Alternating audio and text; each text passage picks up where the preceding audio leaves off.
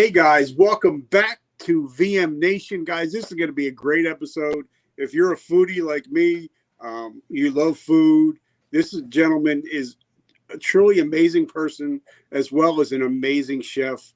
And he's been all over the Food Network, all over the world, writing world famous books. So it's going to be fun. And I think he might even drop a couple cooking tips after this. But first, I want to thank our sponsors. Mr. G's Food Eatery here in Lyndhurst, New Jersey. They're a retired couple that they just loved making comfort food, and it became so popular that they started their own restaurant. And what they do is anytime a first responder, a police officer, veteran, or somebody in the school system shops at their store or comes for breakfast, they get 10% off every day. So they're always giving back to the community. So I just want to say thank you to Mr. G's Eatery. Guys, this is going to be fun. Chef Simon, one of my favorite people in the world. I think my kids and my wife are more excited to talk to him than I am. So I just wanted to say, Simon, thank you so much for coming on today. It's my pleasure. It's really great to speak to you. Thank you for inviting me. And I love your accent. So obviously you're not from New Jersey. So tell us a little about yourself and where you come from. No, I'm from Boise. No, I'm not from Boise. I'm originally from the UK. So I lived in the UK most of my life, quite frankly. And I never thought I'd be coming here and becoming an American citizen until about 12 years ago, or when I met my wife and on my journey writing my first book, I think. And, kind of fell in love and decided that as a writer, I could write anywhere. So I moved over here from the UK, which, again, never expected. Still have my, great apartment in the UK in London and all of that. My brother lives there. And so, I moved here about 12 years ago. I became an American citizen in 2014. I wrote a book about it called Fed White and Blue, where I went around the country and had people invite me to come and share their food experiences as a way of me trying to find out what it was like to be an American, because I use food often a lot, as my way of looking at the world. That was a great experience because I ended up, sitting next to Richard Petty in the pit tower watching the Daytona 500, or, judging kosher barbecue festivals and picking grapes and just incredible stuff. Going to Alaska to hunt for salmon. So I moved over here about 12 years ago when I got married. Very happy to be a citizen. I'm very capable of loving both countries very much. Great countries that have a lot of links together, and I've always been apart from very initially, obviously, been great allies. And so I've always felt incredibly welcome here, and I just love being here. So I always have to explain this, that I'm an Anglo-Indian American now, if that makes sense. Yeah. And now my best friend and former business partner, actually, his family is Italian and Indian. So it's kind of a mix. I think his family came from Bangladesh. So I totally get that. Now, I know your mom and dad played a very important role in your life. So when you were a little kid, were you getting into, because I had a friend, his name is Brian Jacobs. I think he was on one of the guy's shows. He just loved being around his grandpa cooking breakfast. Were you that kind of person as a kid? I was, yes. And what was really interesting is my mother, who neither of my parents are with us anymore, but my mother was Welsh. But oddly, she went to India with my father at one point and ended up, because, women in those days in India were not, sent out, and not, people didn't go. So she would spend all the time in the kitchen, and she learned to cook the most incredible kind of Bengali food, which is where my father's from, Calcutta. Mm-hmm. And in those days, it was, Bangladesh was part of India. And so my grandmother came from that area too. Anyway, so my mother learned how to cook amazing food, Indian food, as well as Welsh food, which is kind of very baking. And you were talking about comfort earlier. That's all about baking and pies and pasties and really comfort food. And so I don't even know that it was specifically certain dishes, although one or two, but I think it was just always being around food, always. Whenever I went out for you know, even when I was a teenager and I went out for drinks with my friends to the pub or something, which we could in England at 17 or 18, not like here. They all wanted to come back. Each week we'd go back to one of the parents' houses, and have food and watch TV till midnight or whatever, that you do as teenagers. And everyone always wanted to come over to our house because my mother would just lay out the table. And by the time we came in, there was sandwiches and cakes and this and this. And so I think food has always been the center of our lives, even outside of being a cook. And even now, I've got my phone here in front of me, and I am in touch with using Signal or whatever I'm using for to my family in the UK. And every other picture is a picture of food, what we're eating, even now. That's how we describe everything. If I say to my older brother, "Oh, you remember when we went here?" And he'll go, "No." And I go, yeah, we ate this. And immediately goes, "Oh, yeah, I know exactly." So food has always been right at the very heart of my life. And I think that just came from my parents. Now, I come from a big Italian family, so everything is food. Yep. Every holiday is food. And I think a lot of times now in the world, not just in America or the UK, is we don't really break bread like we used to. A lot of kids, because parents are working a lot of jobs, they're eating dinner at the kitchen table alone. And I think, well, I think it's that's a really important part of what I do. I have a mantra. It's what I write on my books. It's what I've written everywhere. It says, "Go everywhere, eat everything." And what I should add to that really is meet everyone. And so breaking bread is to me kind of one of the most important things in the world. And what I've found, and I'm very honest about kind of my politics. I came from a very kind of liberal background in the UK and all of those things. And yet I can sit down with people of very different religions, very different politics, very different. And I've done it, particularly here in the United States. And it's a way of having a civil conversation, because you can't say to someone, "I hate you, but could you pass the potatoes?" And as I always write about it, I said, I can sit down with anyone now, and I have done all over the world. And it's very hard to have an argument with a mouthful of ribs. And that, very true. That to me is what I try and do. I try and sit in circumstances, conversations with people who are very different. And I've done this in the Middle East. I've done it in Asia. I've done it in Africa. I've done it with people who are very different from me, come from very different backgrounds, very different levels of income, very different, all kinds of things. And yet once you share a meal with them, you realize that we're pretty much all the same. Mm-hmm. I always think about this, if I'm in India or if I'm in Africa, say I was in not Malawi, Mozambique, and you sit, parents still worry about their kids. They still want to feed their kids. They still want their kids to be educated. Boys and girls still wonder if boys and girls will like them. All those things that are kind of fundamental are fundamental everywhere. And what happens, I think, nowadays, particularly with news and all kinds of other things that have more interest in making us frightened of each other, once you sit down with people and you realize that they're much the same and the hospitality is the same, it's really incredible. And it gives me inspiration. I've had that throughout the United States with people who don't need to be kind to me. Really, there's there's no interest in them being kind. They're just being kind. Yeah. And when you have that, I think it makes your view of the world, hopefully anyway, better. And I think if we could do that more, in circumstances where there are lots of, controversies right now, both here in America and abroad, I suspect things would be a little easier. And I think food can help in that.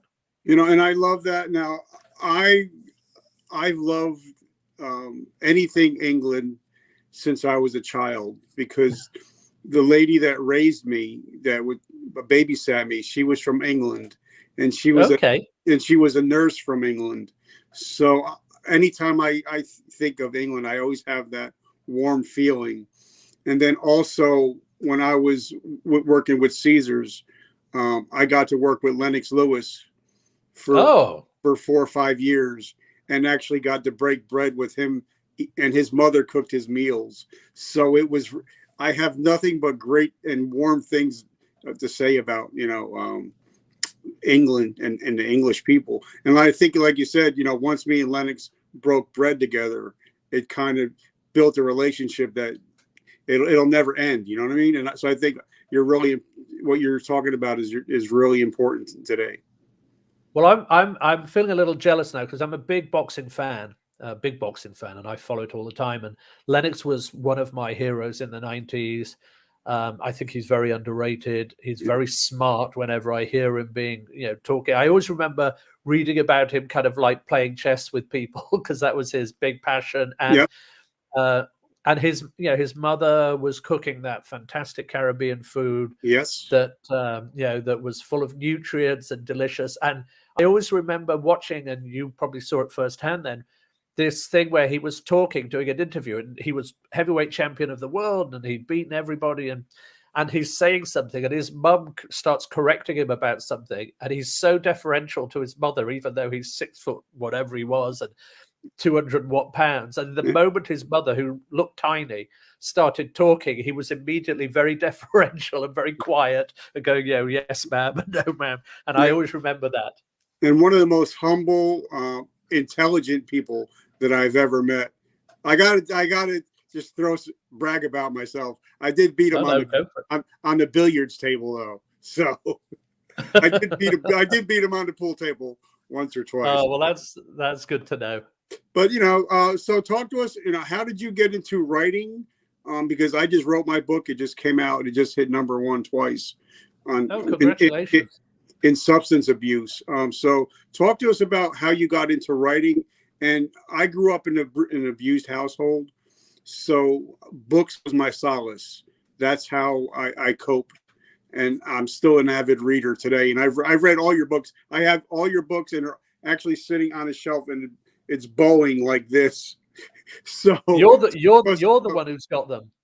Yeah, somebody You're had the to one buy who's them. got them. So tell me about your writing, and if you were into books as a kid and a teenager. No, well, like you, I came from very, happy kind of functional household, and very, so I didn't have any of that interesting household because my father was much more kind of liberal and my mother was very conservative. So we actually kind of used to have arguments in the nicest way around the kind of dinner table.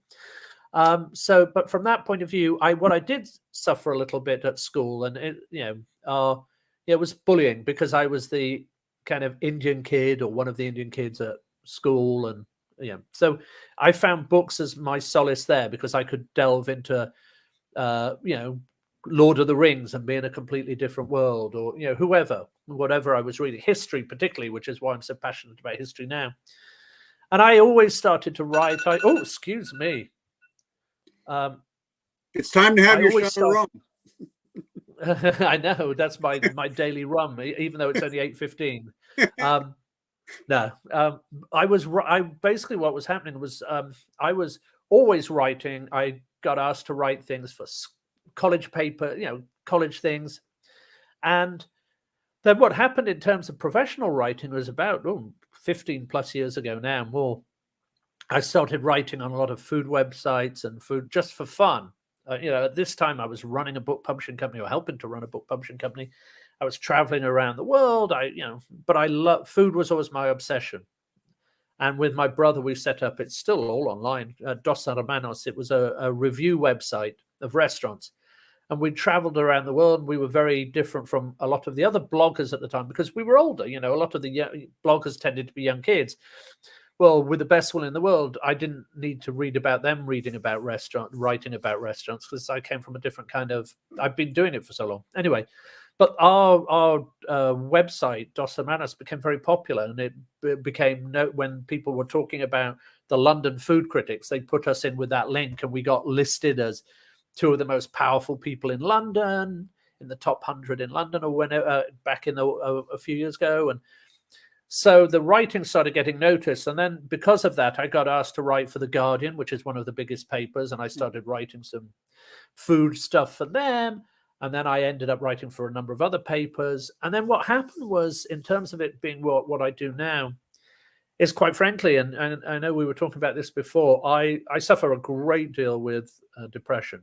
It's something I fight every day. Literally, you wake up going, is today going to be a good day, a bad day? As a lot of people do. And I reach out to all of those. And what happened was about 15 or so years ago, my mother had died of leukemia, which was just a pernicious, disgusting disease. And the business that I was helping to run began to fail. And a lot of it was stuff that I'd done wrong, which again is when you think you're going to rule the world at your late 30s or something, is a humbling experience. And quite frankly, I was standing on the balcony of my apartment in London getting ready to jump. And I was very lucky that the people in the apartment below opened their windows, and they were a Lebanese family. I never got to meet them because they left. They were there just on a short term. But all their food came up, and I started smelling this food. And I always said I was more hungry than suicidal. So before I jumped, I went to cook a meal. And while I was eating that meal, I found a notebook. And in it, I'd been on one of these kind of Tony Robbins courses. And I hadn't really learned a lot on it, but I did set a goal list. And on this goal list, it said things like run a marathon, have a suit made in kind of Savile Row and all of that stuff that we love to do. What else did I do? I had my teeth straightened. I always joke that I had very British teeth. They look like an abandoned cemetery, I always tell people. And now they're very kind of American style and very nice. Anyway, but at the bottom were those words: go everywhere, eat everything, that I mentioned earlier. And so I quit. I quit my job with the woman I chatted to, and I just said, look, I'm not doing any good for you. I need to be somewhere else. You need to have someone else in here. And I went off around the world, and that ended up becoming my first book. And to be honest, it happened because I wasn't going to write a book. I was just going to travel around the world, and come back and then try and get another job in publishing. And then I wrote to Tony Bourdain, who I happened to know through food writing. And I didn't know him well. I always say we were friendly, not friends, if that makes sense. Yeah. But he said, oh, you should write a book. And he sent me a quote that's on the front of my books now. And he said, put it on your book proposal. And then people will read your book proposal because my name's on it. He understood the value of his name. Now and he just said, and I won't use his full words, but he said, make sure your proposal is he put in an expletive and said, make sure it's any good. Otherwise I'll look bad. Now that must have really hurt you when you found out about that. Well, I remember waking up about 3:00 in the morning, and it still feels kind of unreal. And as I said, I wasn't, he wouldn't be calling me if he was in dire depths. But when we met and we had, nights getting drunk at London pubs and stuff, we had a great time.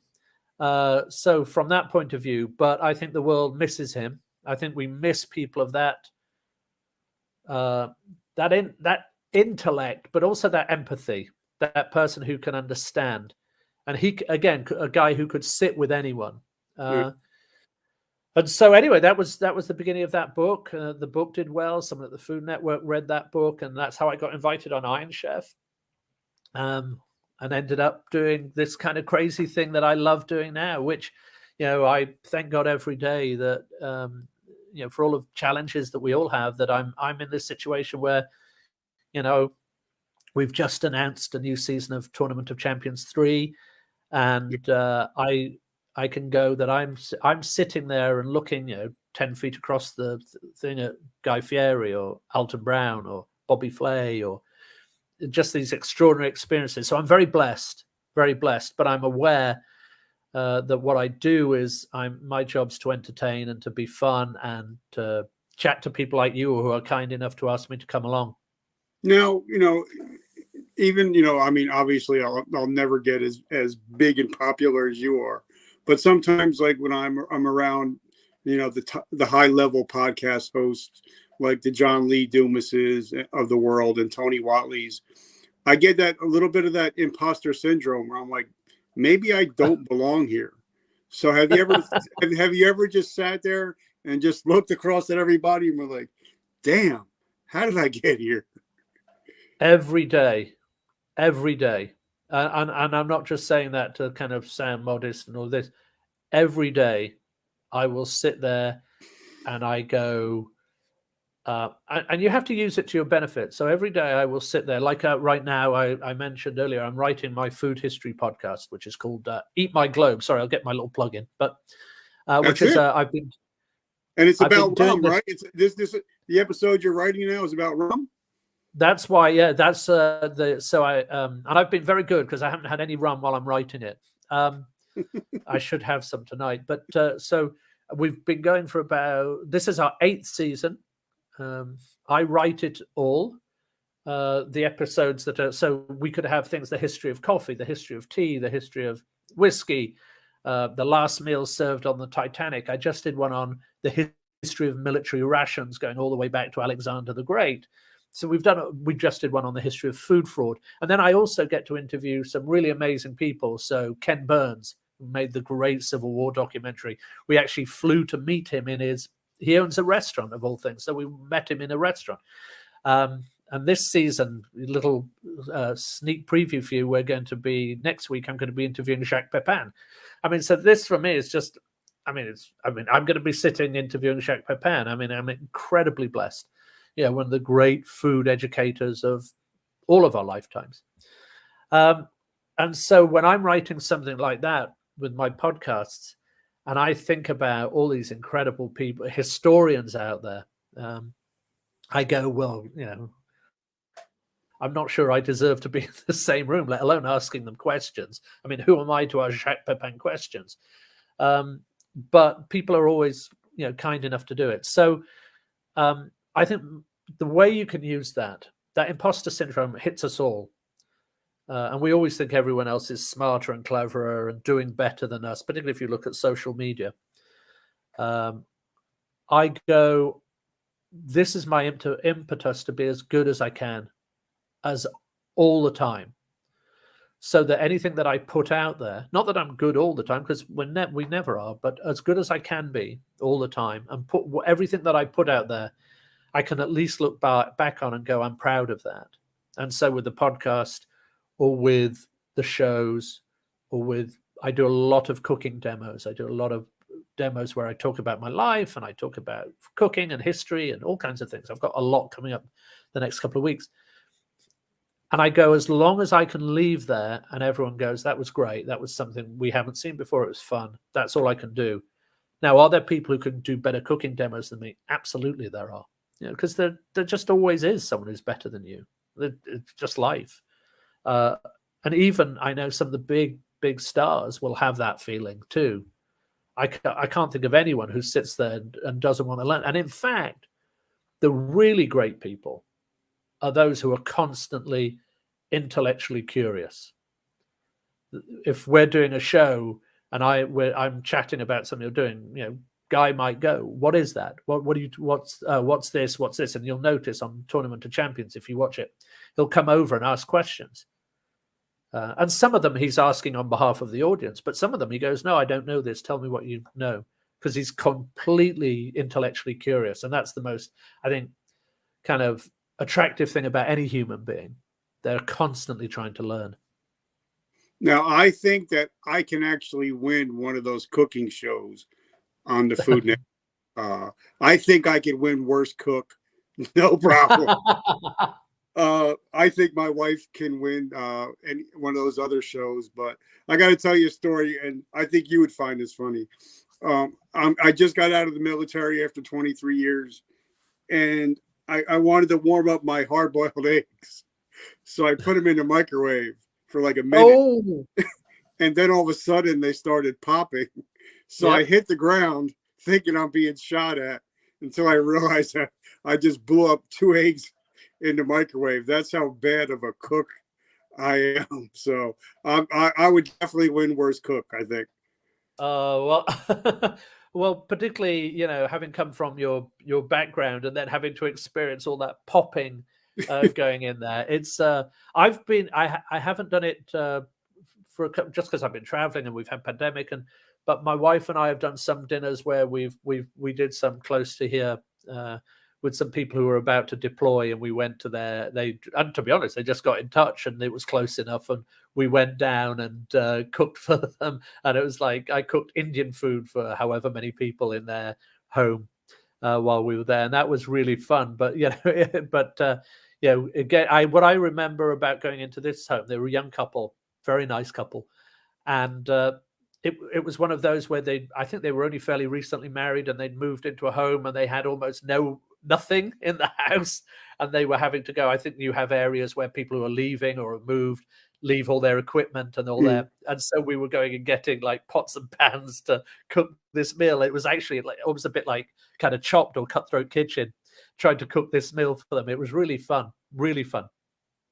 Now, one thing, because I was in the health and fitness industry for over 30 years, it amazed me when I looked at the facts that a lot of people from, like India and that part of the world, they have a high diabetes rate when they come here, but they don't have a very high cancer rate. And I think personally, because I love turmeric, I take it every day. I think that's one of the greatest antioxidants that a person can take. And I think for me, that's one of the reasons why the cancer rates are so low in India, I mean, I don't know about, I'm not a doctor. I'm always wary when, of suggesting it when people ask me about diets and things. But I think I used turmeric yesterday. If you go on my Instagram, you'll see a Carolan prawn curry. And I use fenugreek, and all those spices. And basically all of those spices put together, turmeric is an amazing coagulant. So if you cut yourself, you can actually put a little bit of fresh turmeric from like the ginger on there, stop you bleeding. And in fact, I believe they use turmeric in tablets in India for hemophiliacs and things. Inflammation helps a lot with when I had, he said, giving it my background doing what I do, but I had gout, and more. To be honest, I inherited from my dad, but turmeric tablets were helpful then.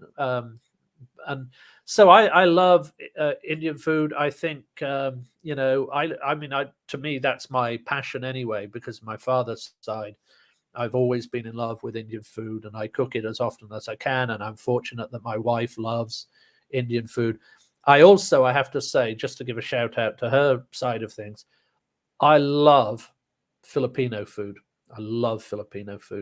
And she's Filipino American, and her family. So when we go over there, I'm at some of my happiest, because I love Filipino food. And where her parents are now, it's very close to where Clark was, or well, Clark still is, but it's not. It's now not the base. And so I just love being over there. So I'm lucky that two of my favorite cuisines I'm kind of in touch with all the time. And I love, anytime I can get paella, homemade paella, I'm in my glory. I'm in heaven. We just had it the other night. I just love paella, and like I said, my mom was a nurse, so a lot of her Filipino nurses would bring in food, and she would bring it home. And I fell in love with Filipino cuisine. No, well, it did. Funnily enough, the episode I wrote before this one was on the history of rice. So from China to Persia to Sicily, and that was all Persians coming in and bringing paella from North Africa.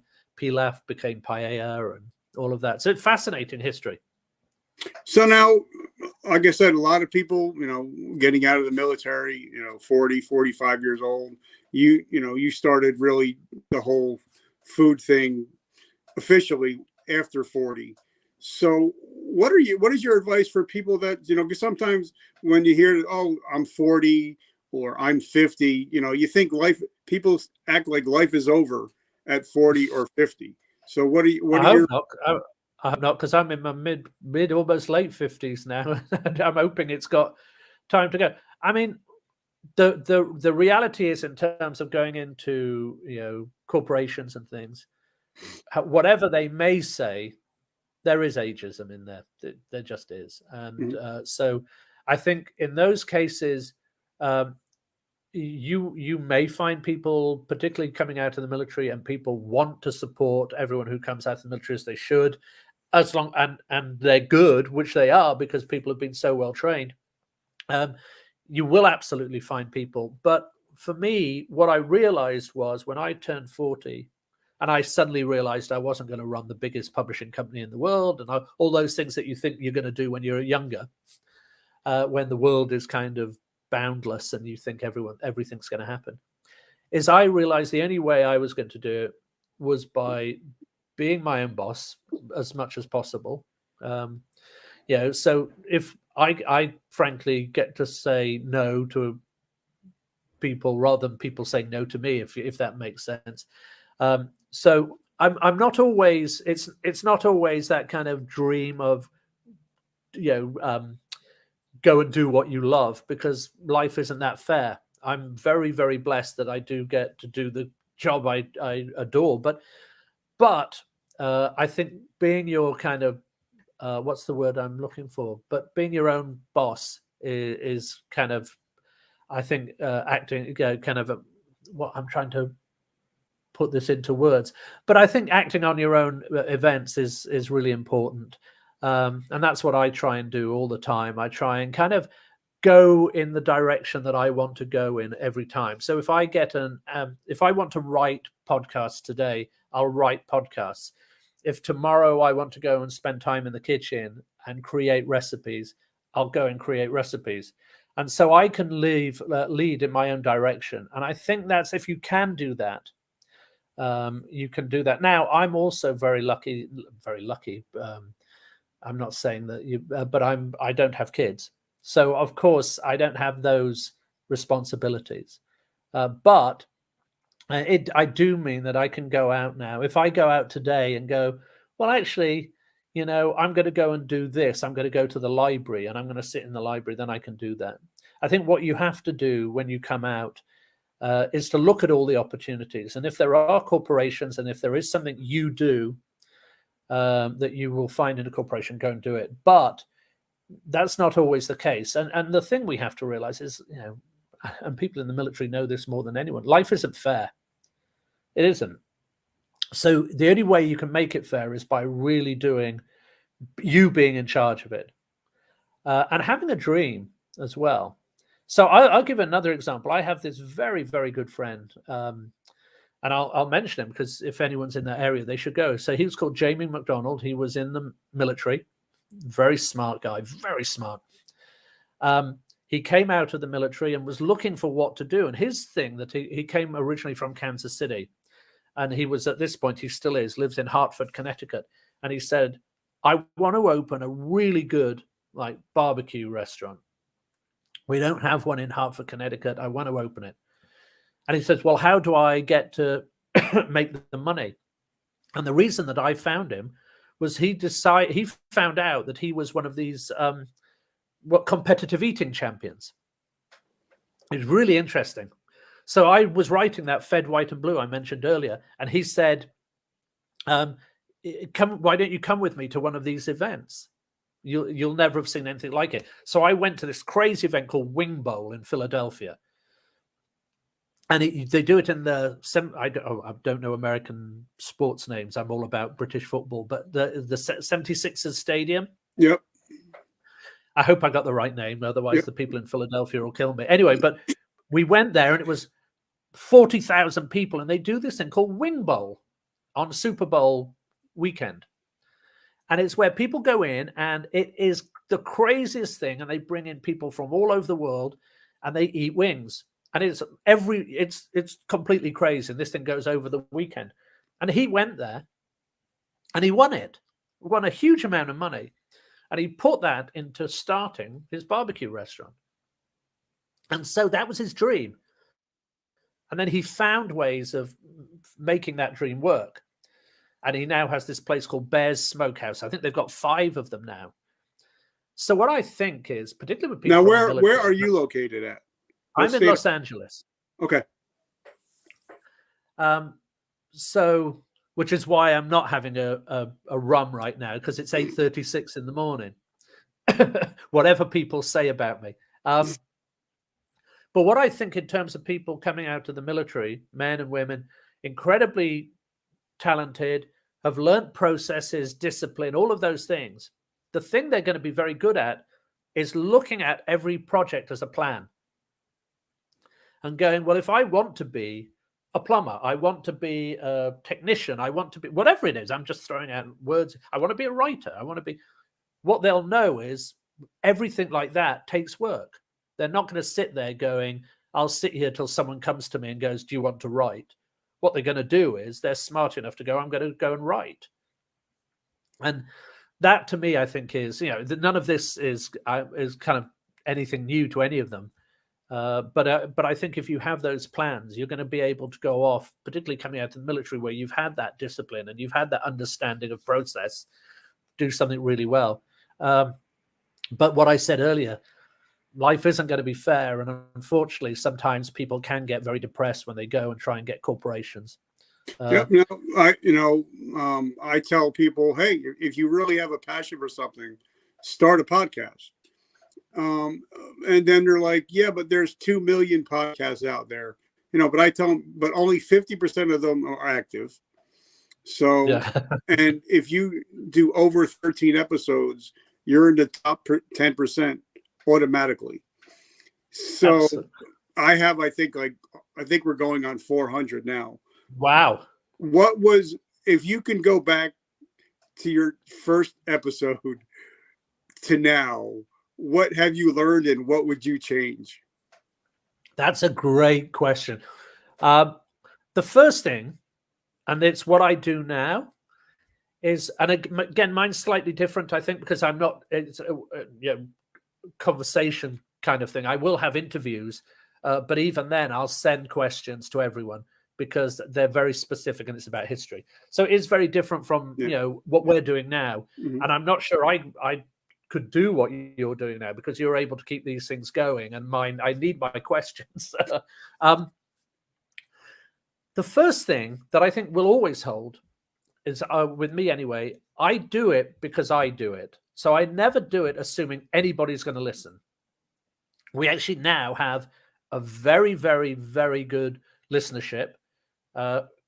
People can support us on a Patreon and all of that, and we get great listeners on that.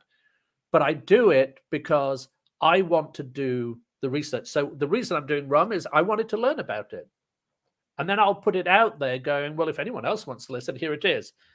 So I'm very keen on that. And I think that's more important. If I don't want to listen to it, why the heck am I going to talk to anybody else about it? So you have to do something that you're kind of at least passionate and at least willing to put the work in.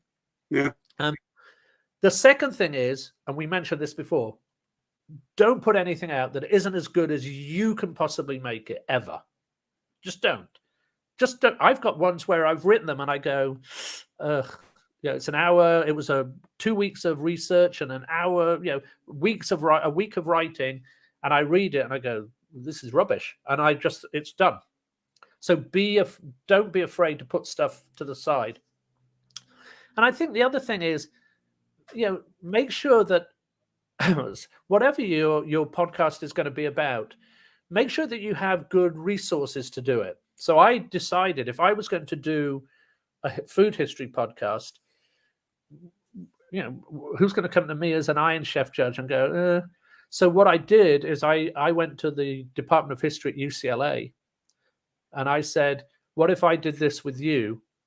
Would you read all of the podcasts? Would you check that they make sense from a historical point of view? Would you make sure I'm not using words now that I thought were fine 30 years ago and they're not now? Because, words change all the time. Mm. And what that's done is it's made my podcast much, much more credible. And so whatever you do, whatever you do, I think try and make it as credible as possible. Now, not everyone's necessarily going to have to do what I did because they're not doing a history podcast. But I think if you go and say you're talking about, your life in the military. At least have people in there who've got a lot of experience and find the right people. And the other thing is, always be prepared to ask people if they'll come on.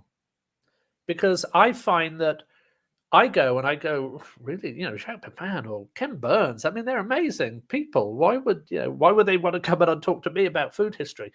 And then all I did was email them, and they said, "Sure." You go, "Oh, okay then." And so I find that, and it's one of the reasons that whenever anyone asks me, as long as it's not something crazy, I go, "I'd love to talk to you," because so many people have been so kind to me to do this, that I think it's kind of pay it forward. So if you do begin to do well, pay it forward. Yeah, I love that. And I also believe that for me, like I knew we were going to talk. I think we booked it like 6 weeks out. So I did all the research I could on you. I watched all your videos, your books. I've done everything I could. But, I had a gentleman, his name was Mr. Steve Sims. And I think he's from part of that part of the world, Steve D. Sims. And I had him on the show. And my thing was, whenever you come on the show, I want to ask you questions that most people don't ask. Because everybody probably wants to talk about this, this cook, this chef, and you're like, it's not what I want to talk about, And so, like when I talk to Mr. Steve Sims, and he's like, yeah, I guess you're going to want to talk about my relationship with Elton John. I'm like, not really. And he goes, I said, because I want to know what it was like growing up in England, 16 years old, being a bricklayer and being hungry. That's what I want to talk about. Yep. So he's like, nobody ever asked me that question. So I think if you're going to have a show, you might want to do some research, but also just not ask the obvious questions where the person just like, oh my God, I'm so bored, Well, I think we of course, we get asked questions, and I'm always trying to be polite. You've asked, really thoughtful questions, which as well, things that make me, because there are, we all have stories that we tell, and when we go on shows, and we all have, of course we do. And then when you ask questions, and I go, I have to actually have to think about that for a moment, which is great. And I don't, get to do that terribly often when I do it, because people do, and this is not a criticism of any other podcast, but they want to ask about, the shows that I'm on, because quite frankly, they're watched by millions of people, and a lot of their audience want to know, what it's like to be on Iron Chef, because I know when I'm sitting as a judge on Guy's Grocery Games or Iron Chef or Cutthroat Kitchen or or Beat Bobby Flay or any of the things that I do, there are millions of people in the country who would give their left arm to be doing what I was doing right now, doing that. And so you've got to be very grateful that you do it. Mm-hmm. And so the thing someone said to me, and I think this is really important when I do demos and I have stories about, my life, and he goes, you may have told it 1 million times, but for those people in that audience, that's the only time they'll hear it. Yeah. And that's really interesting. I think, so even though I might go, I might get bored with it, actually, even if I am bored with it, my job is to try and make that as exciting as possible to anyone listening, I think. I love that. Now, like I said, I don't want to go over 60 minutes because I know you have so much important things to do. But well, that's okay. I'm having fun. But now, like in the military, we know military food, hospital food, jail food, it's all crap. And so a lot of us, when we get out, a lot of us like to barbecue. A lot of us, because, in the military, even if we were in a war zone, just eating on the hood of a Humvee dinner together kind of brought us closer together. And I think when we get out, we kind of do that. We kind of barbecue, make a lot of steaks and stuff like that. So what are a couple tips that you can give the average, steak maker or the average barbecue person that might help them on the next week's barbecue for Super Bowl? Well, that's well, first of all, I hope everyone has a great time watching Super Bowl. We all need to get out there and enjoy. And I'm not going to talk anything about the game because, much as I am an American now, I say I watch cricket and at our football. Yeah. Right, I'm afraid. So I don't even know who kind of people are. So I feel sorry to anyone for that, having to listen to me. But I can help with the cooking. The key thing, I think, when you're cooking anything is French words, mise en place. So mise en place means everything in its place. So if you're going to cook, whatever it is, whether it's you're going to make a hamburger, whether it's you're going to do your steaks, whether you're going to get everything ready beforehand. And this is what you'll see in restaurants. You'll often have in big restaurants, you'll actually have people who come in and they're the prep cooks. So they're the ones who come in and chop up the onions and the garlic and the herbs and the everything else and lay them out at each of the stations. And then when the chefs come in, everything's done for them. So their job is then but their job then is not to prep everything. It's all prepped. So if you're doing your hamburger and you're going to say you have onions and herbs or whatever you have in your hamburger, decide, you're going to have cheese in the middle, lay everything out in little, styrofoam dishes or whatever you've got. And so get everything first. And what you find is that takes a while, of course, because it depends what you're preparing. And I've already got it here. I'm doing it for lunch, because the one thing I have learned in my life is that if I don't feed my wife properly at the right time, then the rest of my life is not going to be worth living. And every man who's around knows this. So that's but what I've done already, I could show you the picture, but it's all laid out already. I've got my onions there. So it's all laid out. And then what you find is, although that seems to be taking a lot of time, when you then come to make everything, it's much quicker. And that's why you'll find in restaurants, they can get food out much quicker. And you go, well, how do they get that out so quickly? Because all the prep has been done. So that mise en place, go and buy yourself some, plastic containers from whatever store, and then just do everything. So chop all your onions, chop all your garlic, chop all your herbs. Do all of that first. Listen to some music. When I'm doing it, I'm listening to Steely Dan or Frank Zappa or whatever my kind of thing is at the moment. So that's one thing. Second thing is, make sure, and we say this a lot, make sure you've got a sharp knife. You don't need 100 knives. And people go off and collect, and trust me, I have many, many knives because people are kind enough to send them to me. But if you have a good chef's knife, a serrated knife, and a paring knife, you're going to need everything you need is going to be there. So just get yourself a really good knife. I have certain ones that I particularly like right now. So get yourself a good knife, keep it sharpened. Even take it to the farmer's market or wherever you can, and just get it sharpened once a couple of months, and then just edge it every time you use it. And I think the third thing in terms of steaks, I'll tell you my favorite way of doing a steak, and this sounds a little odd. Get your steak, and for me, I don't do a fillet on the barbecue because it's just going to overcook and it doesn't have any flavor. I'm not a big fan of filet mignon. You might as well eat the sole of your shoe. Get yourself a ribeye, nice fatty ribeye. And then what I do is I put it on a wire rack over a plate, and the night before, and this sounds odd, but I cover it in salt. Like really cover it.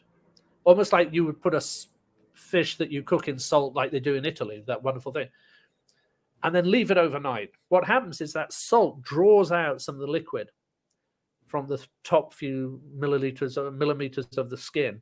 The next day, and this sounds really strange, but you rinse it off and then dry it really thoroughly. And then what will happen is you'll get this very dry skin.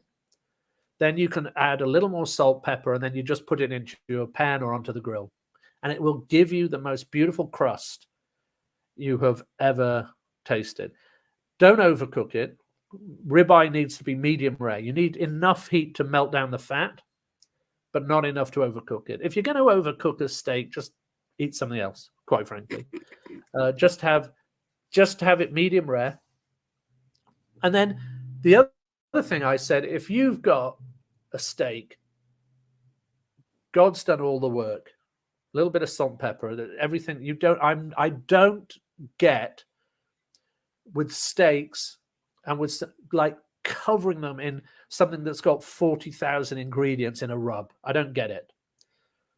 Again, you might as well not eat a steak. Just put on some shoe leather because all you're going to taste is your rub.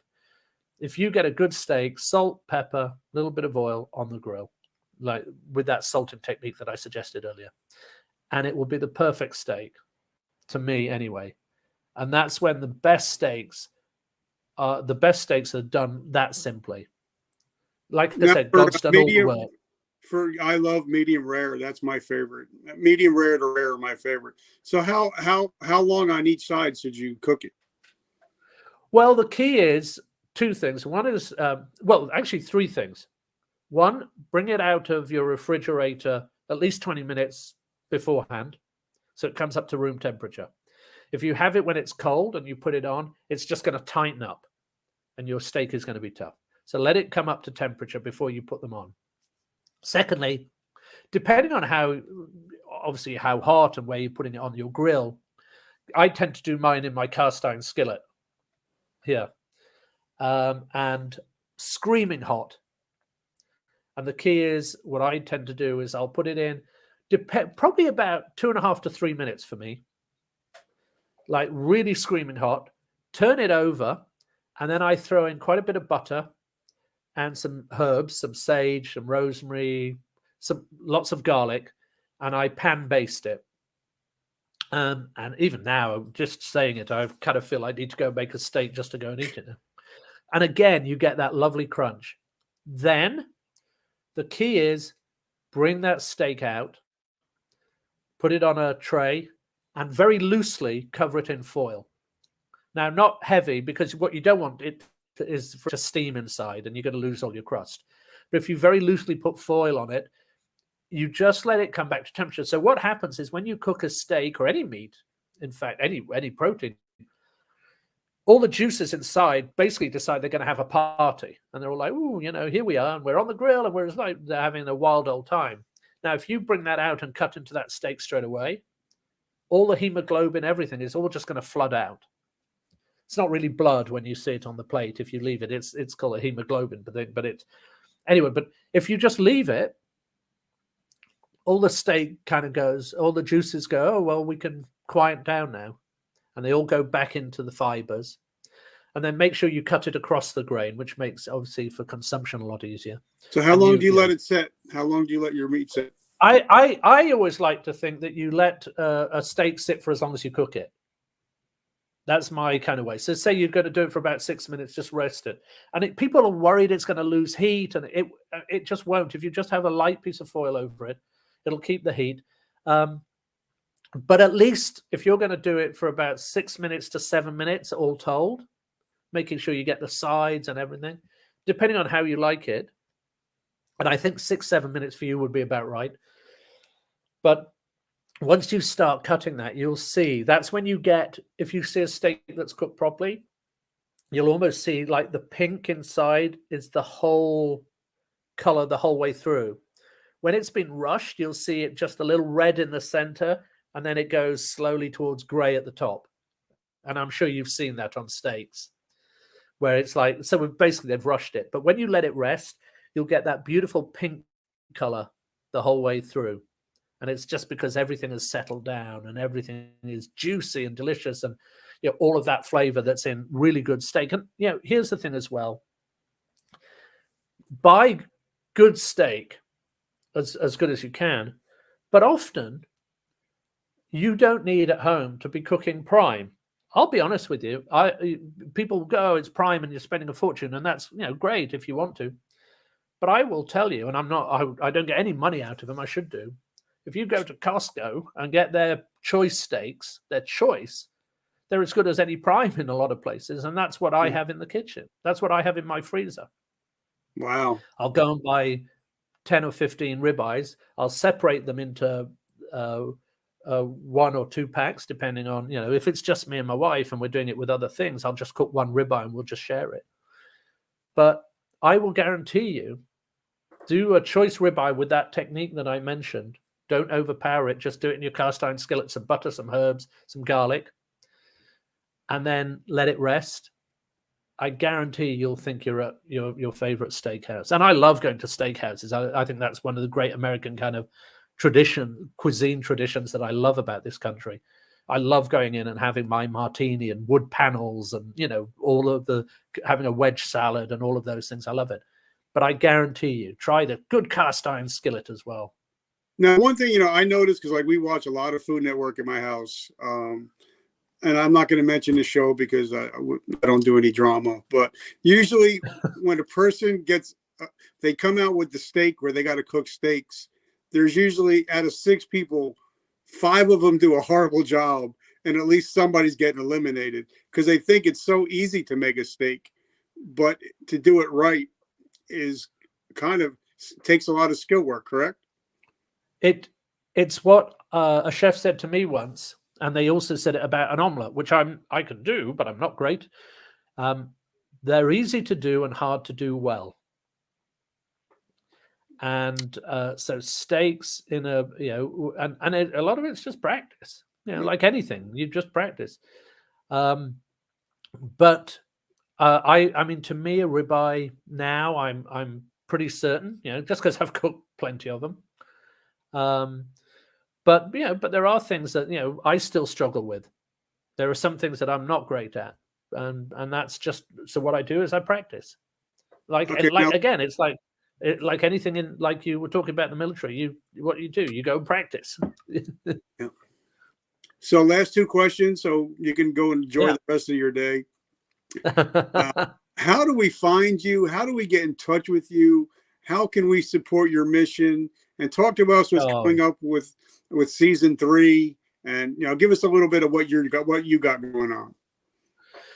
Well, so if you want to find me, it's at Simon Majumdar, and there's only me, I think, in the world with that name. And here's the thing. It is me. I don't have any people. So if you come to me on Twitter or Facebook or Instagram or, it's me. So if you ask me a question, I will answer you. And the only thing I actually said to someone recently, someone put something mean on there for whatever reason, because they were bored at home or whatever, whatever people troll. And I deleted it. And they said, my freedom of rights. And I go, no, my Facebook, Instagram, they're benevolent dictatorships. You have no freedoms here. Go away. And that's which I always love doing, because particularly if they're kind of worried about it. And I just go, no, it's my, the only thing I say is you be nice to everyone on there. Yeah. So so anywhere on there at Simon Majumdar, you'll find me. The podcast is Eat My Globe. And as I said, there's this season we'll have about 80 episodes, which is about the size of it's about the size of 2 books, if you compared it all. And then in terms of, obviously, please go and support Tournament of Champions. I can't tell you how much I love that show. And I don't just say that because it's my next show coming up. It's such an incredible show. Now, if somebody doesn't know anything about it, tell us a little bit about what it's about, who it involves, or, anything like that. Yeah. So basically, this was all Guy's idea, almost to do it in a way that you do March Madness. So you have East and West, and now with this kind of larger crowd, we've got some kind of misplaced, top chefs. So, and it's kind of a, what do you call it? A face-off, volume of my words at the moment. Basically a face-off between chefs, okay. East against West or East against East, until they bring to a kind of a, final of each. And then they battle against each other. And if you go and watch some of the older battles, what I do is I am kind of making notes. So what happens is, one of the things that people say about about judging is they wish it could sometimes be blind, because we know the chefs, or we know some of them. We go, oh well, you're this, and that doesn't really happen. People like to think that we sit there. Life is, trust me, life when we do these shows is too busy. I can't be going, oh, well, this is Antonia and I like her, and this is, it's just like, give me the food and I'll tell you what I think, because we don't have time. But So on Tournament of Champions, what will happen is we'll have our people cooking, and I will make all the notes, and I will be reading it, and some guy comes up and goes, "What are they doing?" And I go, "Oh, they're doing this, they're doing this." Then the then the chefs disappear, and the judges come out, and the judges do not know who the chefs are at any point.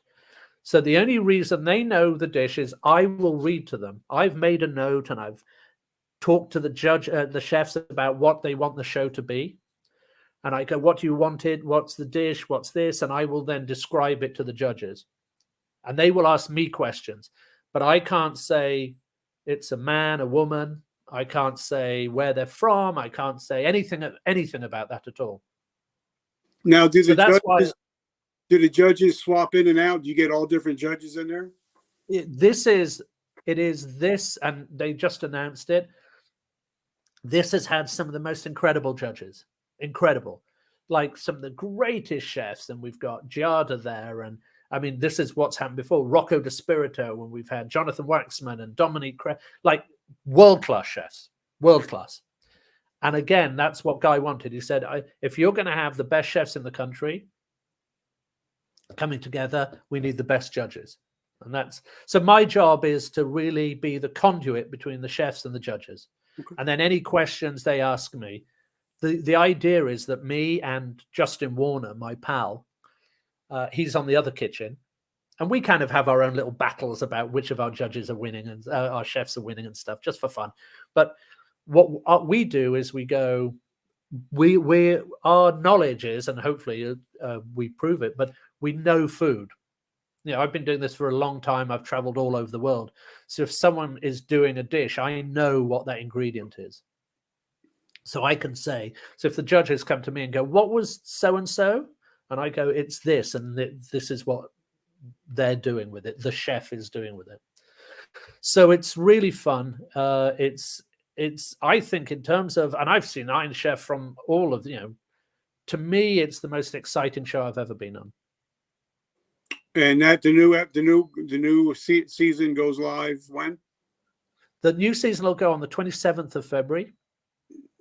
I'll be posting about it, and I'll be on Twitter, and but I'll never. And here's the other thing as well: I'll never do any spoilers, because I know how much that, just like here, I'm not saying anything, and I'm being very careful, of just course, because I don't want to even talk about the judges and the chefs and the that are on there for this one, because I want people to be, even though some of it probably has been already in some of the news, because they've started doing all the alert. Yeah, I keep seeing my Google alerts when I've been mentioned, so I know that they're out there talking about it. But I'm just really careful about it, because I want people to come on and be going, "Oh, I had no idea that was going to happen with this person." So what I might do is, like, this episode is out live now. I'll probably release this episode that day, so it gets a little pump for that night to get people excited for that show. Well, I hope so, and I hope people really enjoy it. I love seeing really great chefs and really great judges. And here's the thing as well: we're a family, like you were talking about. Family. When we get to do shows, and when I get to do Cutthroat, or whenever the shows, we don't get to see each other terribly often. And so if I just spend any time hanging out with them, I love it, because it's a great community. The chef community is a great community. And particularly with Guy there. Excuse me, I'm coughing. Guy, during the pandemic, raised $31 million for people in the hospitality industry. 31, more than either administration, to pay, because people just weren't getting any work, of course, because we were all having to stay at home. And I always say it, Guy doesn't need to do that, but he does it because of who he is. And that's true with the community anyway. Always I'll be getting emails going, "Could you come and do this? Can you help with this?" And as much as I can, I try, when we're not traveling, trying to feed ourselves. But I think it's really, really important. And so the community, the chefs community, is really important to me. Now, I just wanted to, for my last question, because I asked this to 1,000 people and I get 1,000 different answers. But this really hits home for our conversation. And it's going to be a two-part question. First, I live in New Jersey, New York, New Jersey. COVID really hit hard. Yep. And I think nationwide, I think we've had over 100,000 restaurants close during the pandemic. So there's a lot of parents out there driving Uber, DoorDash, just to put foods on their kids' table. And if I ask them to do something in 7 days, they're probably never going to get to it because we live a crazy life. But if somebody's listening to us now and I ask them to do something in the next 24 hours, they're more likely to do that. So I have two questions to ask. One, if somebody is looking, to do something different after the age of 40 or 50, what can they do in the next 24 hours to maybe start to get a vision or to start to get some clarity in their life? For me, and it is something that I learned when I said, doing things like the Tony Robbins course, I think you have to sit down and go, like almost a pros and cons list. What are my goals? What are the things I need to have happen? And that could be looking after your family. It could be paying your rent. It could be all kinds of things. What are the things that I am exceptional at?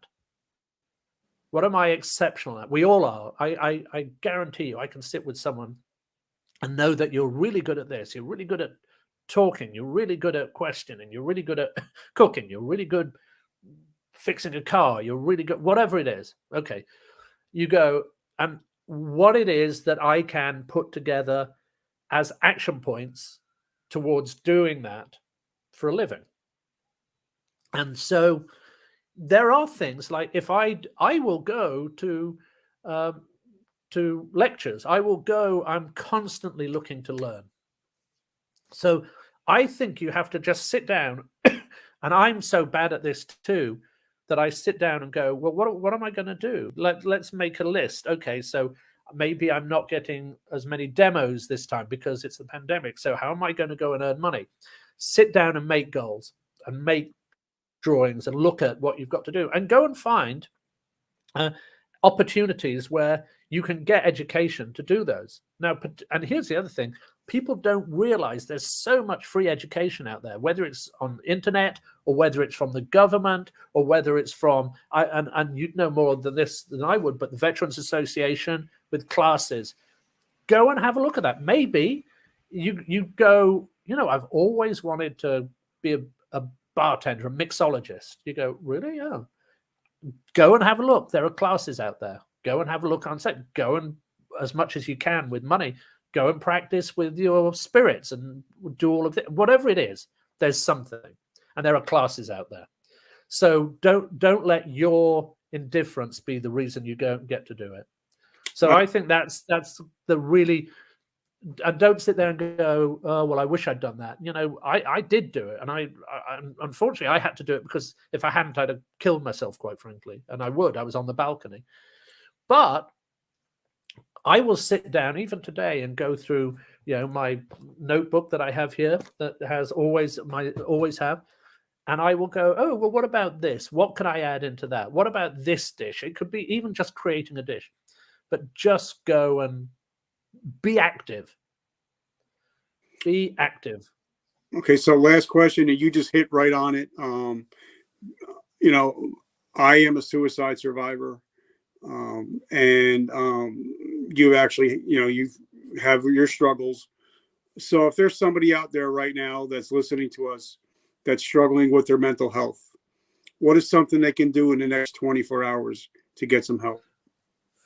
Well, I always start this whenever I ask that I'm not a doctor, and I'm not so I'm not, I will never come at it from that. So all I can talk to you about is my point of view and what's helped me and what continues to help me, because this is, first of all, don't assume that this ever stops. It's more, for me anyway, it's more about a case of how it's controlled. Yeah. But what I have found is, and this is me trying to find areas of joy in your life.